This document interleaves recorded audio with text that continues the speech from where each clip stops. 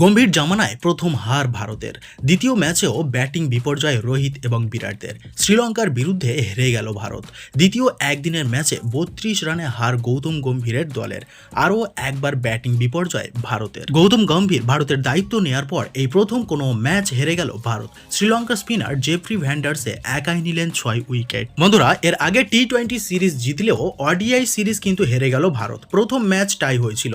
শ্রীলঙ্কার কড়া ২৩০ রান তুলতে নেমে ব্যর্থ হয়েছিলেন বিরাটেরা। গত রবিবার ২৪০ রান করে শ্রীলঙ্কা, আর সেই রান তুলতেই পারল না ভারত।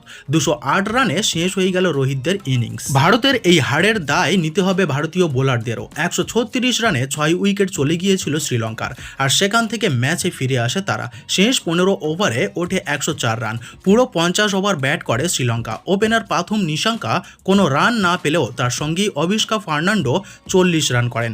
শেষ বেলায় গুরুত্বপূর্ণ ৪০ রান করেন কামিন্দু মেন্ডিস।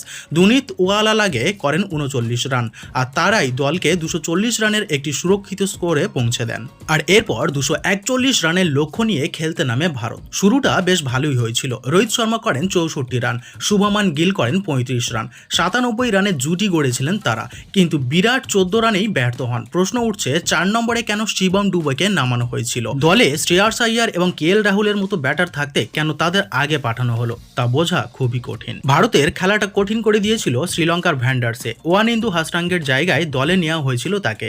৩৪ বছরের স্পিনার দলে সুযোগ পেয়ে সেটা কাজে লাগালেন।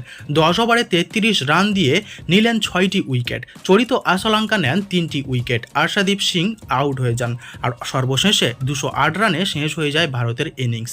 যাই হোক, ওডিআই সিরিজে ১-০তে এগিয়ে গেল শ্রীলঙ্কা, আর হাতে মাত্র একটি ম্যাচ, অর্থাৎ ভারতের পক্ষে আর সিরিজ জয় সম্ভব নয়। ৭ই আগস্ট শেষ ম্যাচ, আর সেই ম্যাচে হারলে আরও লজ্জার মুখে পড়তে হবে ভারতকে। তো এই ছিল আজকের ভিডিওটি ভালো লাগলে অবশ্যই ভিডিওতে একটি লাইক করবেন, আর আমাদের চ্যানেলে নতুন হয়ে থাকলে অবশ্যই চ্যানেলটি সাবস্ক্রাইব করে নেবেন। ফিরে আসছি পরের ভিডিওতে।